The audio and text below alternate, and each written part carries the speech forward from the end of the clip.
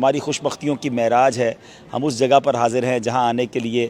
کون سا عاشق رسول ہے جس کا دل نہیں تڑپتا ہوگا۔ میری مراد شیر خدا مولا مشکل کشا حضرت علی کرم اللہ تعالی وجہ الکریم کے روضے کی ہے۔ الحمدللہ یہاں پر حاضری ہوئی ہے، نجف اشرف عراق مقدس میں ہم موجود ہیں، اور مولا علی کی کیا شان ہے، ان کے کتنے فضائل ہیں، احادیث کی کتابیں بھری ہوئی ہیں، سبحان اللہ، جن کے چہرے کو دیکھنا عبادت، جن کی شان یہ ہے کہ مولا علی شیر خدا وہ عظیم ہستی ہیں جو خود تو خلفائے راشدین میں سے ہیں، ساتھ ساتھ میرے آقا علیہ الصلوۃ والسلام نے ان کو اپنی پیاری چہیتی صاحبزادی کے لیے چنا۔ فاطمہ الزہرا رضی اللہ تعالیٰ عنہ کے مبارک شوہر ہیں، بی بی خاتون جنت جو ہیں وہ جنتی عورتوں کی سردار ہے۔ ذرا اس گھرانے کی خوبصورتی اور امپورٹنس کو سمجھیے کہ مولا علی شیر خدا کرم اللہ تعالی وجہ الکریم، نبی پاک نے ان کو اپنا بھائی فرمایا، پیارے آقا علیہ الصلوۃ والسلام فرمایا اے علی میں تم سے ہوں، تم مجھ سے ہو،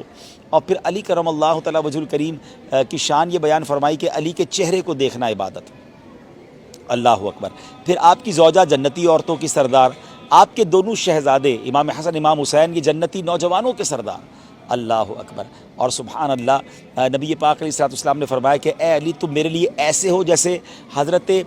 موسیٰ کے لیے حضرت ہارون تھے، جو منزلت ان کی تھی، تم میرے لیے ایسے ہی ہو، مگر میرے بعد کسی نبی نے نہیں آنا، یعنی نبی پاک نے ان کو اپنا بھائی فرمایا۔ پیارے آقا علیہ الصلوۃ والسلام بے انتہا محبت فرماتے۔ مولا علی کی یہ شان بھی ہے کہ بچوں میں، نوجوانوں میں سب سے پہلے ایمان لانے والی جو شخصیت ہے وہ مولا علی شیر خدا ہیں۔ آپ فاتح خیبر بھی ہیں، اور خیبر کے میدان میں جو آپ کی